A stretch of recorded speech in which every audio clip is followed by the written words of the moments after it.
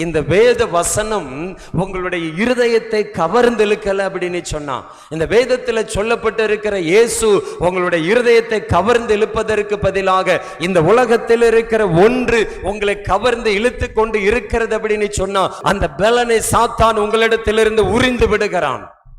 ஆண்டவர் ஒரு மனிதனை பயன்படுத்துகிறதற்கு முன்பு அந்த மனிதனை தன்னுடைய பலத்தினாலே நிரப்புகிறார். பலனற்ற நம்மை இயேசு கிறிஸ்து அழைத்து அவர் தன்னுடைய பரிசுத்த ஆவியினாலே நமக்கு பலன் கொடுக்கிறார். அப்போஸ்தலர் 1வது அதிகாரம் 8வது வசனத்தில் எழுதப்பட்டிருக்கிறது, பரிசுத்த ஆவியானவர் வரும் பொழுது பலன் வருகிறது.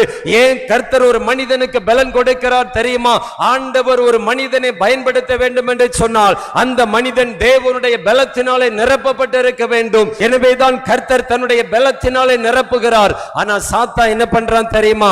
அந்த பலத்தை உரிந்து விடுகிறான். அவனுக்கு தெரியும் இவனுக்குள்ள பலன் இருந்தாதான் கர்த்தர் இவனை பயன்படுத்த முடியும். அன்றைக்கு சிம்சோனுக்குள்ள பலன் இருந்த வரையில் தான் அவன் சிங்கம் போல இருந்தான். பெலிஸ்தர்கள் அவனை பார்த்து பயந்தார்கள்.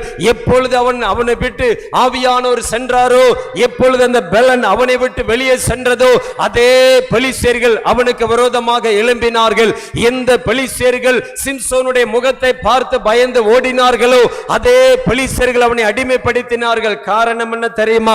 அவன் தன்னுடைய பலத்தை இழந்து போய்விட்டான். அதே போல தன் சாத்தான் இன்றைக்கு சபை தன்னுடைய பலத்தை இழந்து போகும்படிக்கு செய்து கொண்டிருக்கிறான். பிசாசுடைய மிகப்பெரிய ஒரு வஞ்சகம் என்ன தெரியுமா? பலன் இல்லாத ஒரு சபை, பலன் இல்லாத ஒரு கிறிஸ்தவ வாழ்க்கை, பலன் இல்லாத ஒரு விசுவாச வாழ்க்கை, இதுதான் சாத்தானுடைய மிகப்பெரிய ஒரு வஞ்சகம். பரிசுத்த ஆவியானவருடைய பலன் இல்லை, வார்த்தையினுடைய பலன் இல்லை. காரணம் என்ன தெரியுமா? நீங்கள் வேதத்தை வாசிக்கும் பொழுது ஒரு பலத்தை பெற்றுக் கொள்ளுகிறீர்கள். அதற்கு பின்பு ஏதோ ஒன்றை பேசுவதன் மூலம், ஏதோ ஒன்றை பார்ப்பதன் மூலம், ஏதோ ஒன்றை கேட்பதன் மூலம் உங்களுடைய பலத்தை சாத்தான் உரிந்து விடுகிறான். நீங்கள் விளங்கிக் கொள்ள வேண்டும், உங்களுக்குள்ள பலன் இருக்கிற வரையிலும் சாத்தான் உங்களுக்கு நடுங்குவான்.